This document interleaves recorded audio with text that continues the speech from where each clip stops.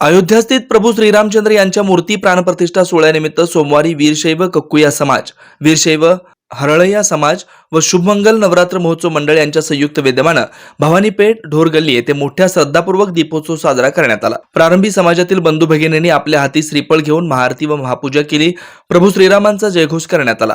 दीपोत्सवाद्वारे प्रभू श्रीरामचंद्र यांच्या स्वप्नातील अखंड भारताचं स्वप्न साकारण्याची भावना समाजसेवक राम कबाडे, समाजसेवक बाळासाहेब बाळसंदे व समाजसेवक संतोष वाघमारे यांनी आपल्या मनोगतातून व्यक्त केले। आमच्या भागात असा हे सामूहिक आरतीचा कार्यक्रम आज इथं संपन्न झालेला आहे आणि असा कार्यक्रम आमच्या मंडळाच्या वतीनं आम्ही वारंवार वर्षभर चालू असतात। तरी श्रीरामचंद्राचे चरणी वंदन करतो आणि या रामलल्लेच्या आशीर्वादाने संपूर्ण भारत परत एकदा रामराज्य येऊ दे आणि सर्व भारताच्या नागरिकांना खुशाली आनंदी सुखदायी लाभो ही ज्या रामलल्लाच्या चरणी विनंती करतो। आमच्या देशाचे पंतप्रधान नरेंद्र मोदी यांचा संदेश होता की घरोघरी जाऊन सगळ्यांना दीप देऊन त्यांना सांगून रामाच्या 12 वाजता अक्षदाचा कार्यक्रम आणि संध्याकाळी दीपोत्सवाचा कार्यक्रम आम्ही प्रत्येक घरोघरी जाऊन त्यांचा संदेश आम्ही पोचवलेला आहे। आणि आज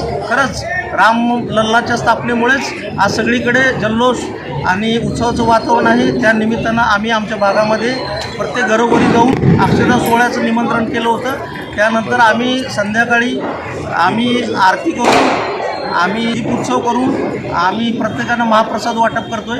आणि मी एवढं सांगू शकतो की सगळ्यांना एवढंच म्हणेन की बाबा या इथून पुढे आपल्या देशामध्ये सुख समृद्धी भरभराटी आणि रामराज्य परत चालू झालेलं आहे। या प्रसंगी समाज बांधवांसह श्रीराम भक्त मोठ्या संख्येने उपस्थित होते। हरिभक्त परायण मल्लय्या नारायण बोगा महाराज प्रतिष्ठान सोलापूर व मार्कंडेय जनजागृती संघ सोलापूर आयोजित श्री क्षेत्र पंढरपूर येथे अखिल आंध्र साधू परिषदेचं 58वी महासभा सोमवार दिनांक 29 जानेवारी ते 31 जानेवारी 2024 रोजी श्री श्री पराविद्यानंदगिरी माताजी अध्यक्ष अखिल आंध्र साधू परिषद यांच्या मार्गदर्शनाखाली दररोज पहाटे सुप्रभातम, सकाळी गीता पारायण, होम हवन, पूजा, भगवद्गीता पठण, हरिपाठ, चक्रभजन, सत्संग व महाप्रसाद होणार आहे। दिनांक 28 जानेवारी रोजी भव्य शोभायात्रेचं आयोजन आहे।